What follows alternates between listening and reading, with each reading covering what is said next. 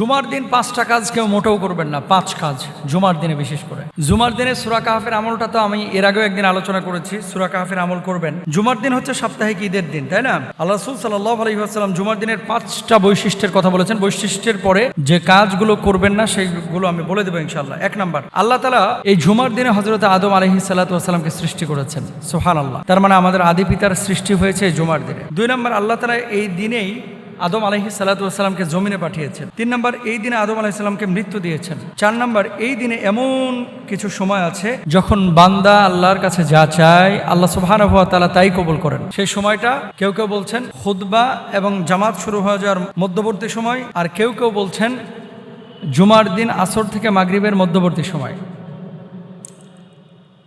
এই সময়টায় আপনি আল্লাহর কাছে যা চাইবেন আল্লাহ সুবহানাহু ওয়া তাআলা তাই কবুল করবেন। 5 নাম্বার, এই দিনে কিয়ামত সংঘটিত হবে। আচ্ছা, তাহলে এই 5টা হচ্ছে জুমার দিনের আলাদা বৈশিষ্ট্য। এই দিনে যদি সূরা কাহফ আপনি তেলাওয়াত করেন, আপনি শুনেন, তেলাওয়াত করেন, বিশেষ ফজিলত আল্লাহ রেখেছেন। 70,000 ফেরেশতা আপনার জন্য দোয়া করতে থাকবে। এখন যারা তেলাওয়াত পারেন তারা তেলাওয়াত করবেন, যারা পারেন না তারা শুনবেন অন্তত, তাও হয়তো বা কাছাকাছি সওয়াব আল্লাহ সুবহানাহু ওয়া তাআলা আপনাকে দিতে পারেন ইনশাআল্লাহ। এরপরে দেখেন কি কি কাজ আপনি জুমার দিন করবেন না। আজান হওয়ার পরে ব্যবসা বাণিজ্য করা, দোকানপাট খুলে রাখা, এটা সম্পূর্ণরূপে নিষিদ্ধ জুমার দিন। কারণ আল্লাহ তাআলা বলছেন ফাইদা কুদিয়াতিস সালাতু ফান্তাশিরু ফিল আরদ ওয়াবতাগু মিন ফাদলিল্লাহ। আর এর আগের আয়াতে আল্লাহ বলছেন ইয়া আইয়ুহাল্লাযীনা আমানু ইদা নুদিয়া লিস-সালাতি মিন ইয়াউমিল জুমআতি ফাসআউ ইলা যিকরিল্লাহ। এই যে যখন নামাজের জন্য, জুমার নামাজের জন্য যখন আহ্বান করা হবে, দুনিয়ার সব কাজকর্ম ছেড়ে তখন আমাদের জন্য চলে যেতে হবে, প্রস্তুতি নিতে হবে, যেতে হবে। এটাই তোমাদের জন্য উত্তম যদি তোমরা বুঝো। সূরা জুমার আয়াত নাম্বার 9, এটা আল্লাহ বলেছেন। 2 নাম্বার নিষিদ্ধ কাজ, খুতবার সময় 2 হাঁটু উঁচু করে বসা। অনেক সময় দেখবেন খুতবা চলছে আর ওই মসজিদের দেয়ালে হেলান দিয়ে 2 হাঁটু এভাবে উঁচু করে দিয়ে মোবাইল টিপতেছে, মানে চ্যাটিং ফেটিং করতেছে। এগুলো সম্পূর্ণরূপে হারাম, নিষিদ্ধ কাজ। রাসূল সাল্লাল্লাহু আলাইহি ওয়াসাল্লাম জুমার দিন ইমামের খুতবা চলাকালে কাউকে হাঁটু খাড়া করে কাপড় জড়িয়ে বসতে নিষেধ করেছেন। আবু দাউদ শরীফের হাদিস।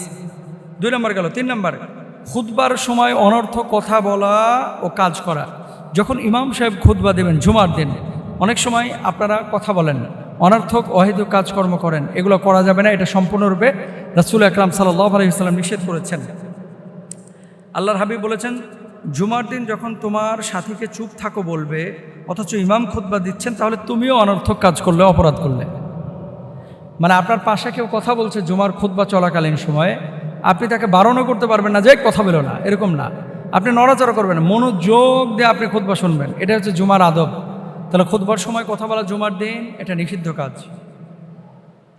4 নাম্বার, দুনিয়ার সমস্ত ঘুম হচ্ছে জুমার দিন খুতবা চলাকালীন সময়। দেখবেন কুচে মুরগির মতো কিছু পিছনে আছে, খালি ঢুলতেই থাকে, ঝিমাইতেই থাকে। আসলে সকিনা নাজিল হয়তো, সকিনা নাজিল হওয়ার কারণে কিছু মানুষ এরকম ঘুমাইতে থাকে। জুমার দিন খুতবার সময় ঘুমানো এটা নবীজি সাল্লাল্লাহু আলাইহি ওয়াসাল্লাম নিষেধ করেছেন। ইচ্ছাকৃত ঘুমাবেন না, অনিচ্ছা সত্ত্বেও যদি হয়ে যায় নামাজ ফাসেদ হয়ে যাবে, ব্যাপারটা এরকম না, নামাজ হবে, কোনো সমস্যা নাই ইনশাআল্লাহ। যদি মসজিদে কোনো ব্যক্তি তন্দ্রাচ্ছন্ন হয় তবে সে যেন সে স্থান ত্যাগ করে অন্যত্র সরে বসে। এটা নবী সাল্লাল্লাহু আলাইহি ওয়াসাল্লামের সুন্নাহ। 5 নম্বর, শুধু জুমার দিন রোজা রাখা। কিছু কিছু মানুষ আছে যে সারা সপ্তাহে সোমবার, বৃহস্পতিবার, আইয়ামে বীজ অন্যান্য নফল রোজা রাখে না, কিন্তু জুমার দিন রোজা রাখে না। জুমার দিন শুধু রোজা রাখা এটা নবীজি সাল্লাল্লাহু আলাইহি ওয়াসাল্লামের সুন্নাহ না। জুমার দিন হচ্ছে মুসলমানের মজমার দিন, ইজতিমার দিন, যে মানুষ একত্রিত হবে, বসবে, আলোচনা করবে, জুমার নামাজ পড়বে। এটা হচ্ছে জুমার দিনের আপনার একটা গুরুত্বপূর্ণ পার্ট, আমল। এখন আপনি রোজা রাখার কারণে যদি আপনার শারীরিক কষ্ট হয়, জুমার নামাজে ইফেক্ট পড়ে, এই জন্য যেই দিনগুলো মাসনুন রোজা রাখা সেই দিনগুলোর সাথে জুমার দিন রাখতে পারেন, এটা হারাম না। তবে অন্য কোনো দিন না রেখে শুধু জুমার দিন রোজা রাখা এটা ঠিক না। আল্লাহ তাআলা আমাদেরকে বোঝার তৌফিক দান করুন, আমিন। 10 শ্রেণীর মানুষকে আল্লাহর হাবিব সাল্লাল্লাহু আলাইহি ওয়াসাল্লাম বিশেষভাবে লানত করেছেন, 10 শ্রেণীর। এখন এই 10 শ্রেণীর মধ্যে আপনি আমি আছি কিনা দেখেন। এক হাদিসে না, একাধিক হাদিসে নবীজি সাল্লাল্লাহু আলাইহি ওয়াসাল্লাম বলেছেন, ধরেন কেউ উল্কে উৎকীর্ণ করলো, ভ্রু প্লাগ করলো, কেউ ট্যাটু অঙ্কন করলো, বাপ মার অবাধ্য আচরণ করলো, এদেরকে নবীজি অভিশাপ করেছেন, অভিসম্পাত করেছেন। সুদ খাইলো, ঘুষ খাইলো, গরিবকে কষ্ট দিল, এতিমের হক মেরে দিল, অভিশাপ করেছেন। বিশেষ কিছু মানুষ আছে, এক হাদিসের মধ্যে 10 জন মানুষকে নবীজি কি করেছেন? অভিশাপ করেছেন। এরা কারা? এরা মূলত কারা? আল্লাহু আকবার! এটা যদি আমরা খেয়াল করি কলিজা কেঁপে উঠবে। একটি হাদিসে 10 শ্রেণীর মানুষের কথা এসেছে নবীজি সাল্লাল্লাহু আলাইহি ওয়াসাল্লাম যাদের অভিশাপ করেছেন।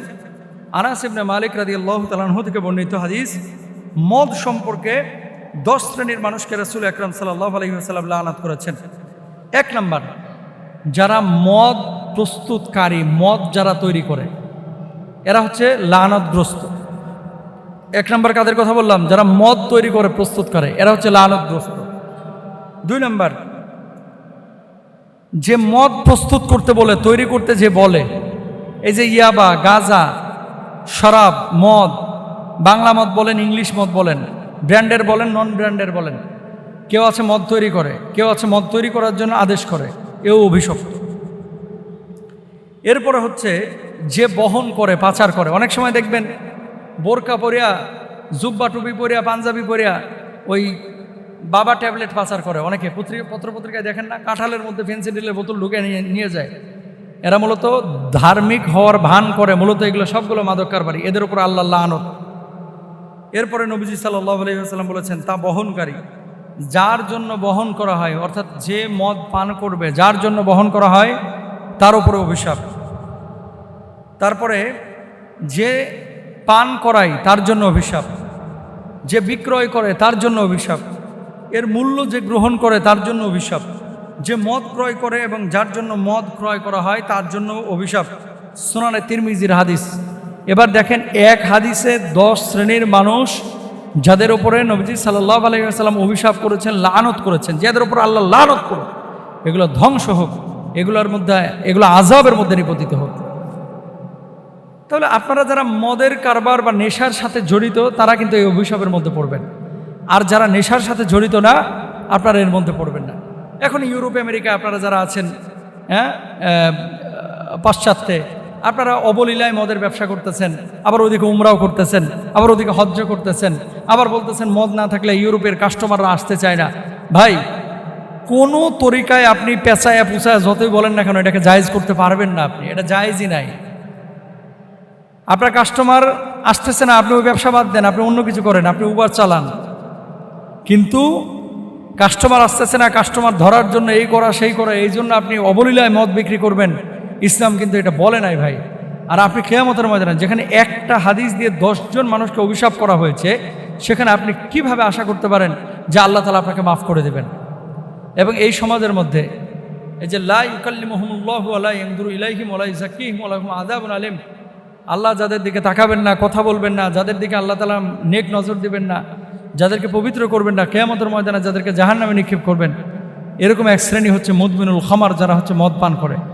এই জন্য মদের যে হুকুম, ইয়াবার সেই হুকুম, হেরোইনের সেই হুকুম, নেশা জাতীয় যত জিনিস আছে এগুলো থেকে আমাদেরকে বেঁচে থাকতে হবে। আল্লাহ তাআলা আমাদের সবাইকে বোঝার তৌফিক দান করুন, আমিন।